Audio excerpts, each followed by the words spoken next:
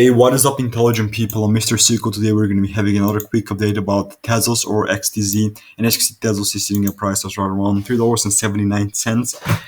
And as you can see, I had a prediction that was made on 1 hour, on the 1 hour time frame, which was absolutely correct. So we don't actually need it anymore because we even went, we even went further than this. So screw that ability.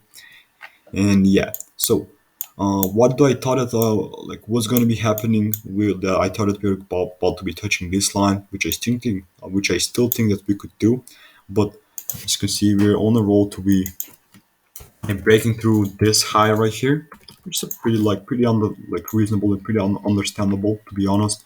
Go to the 4 hour time frame, this is how it looks like. But I personally think that the prices are about to drop. They rather want these areas right here. Okay, because they have, like, see, we have been kind of consolidating slowly to the upside. So after these kinds of consolidations, I think that the price will basically drop right here. But that does not mean that I'm correct or I'm right. I may be wrong, of course. Like, nobody's correct on this. Like, nobody can for sure time the market.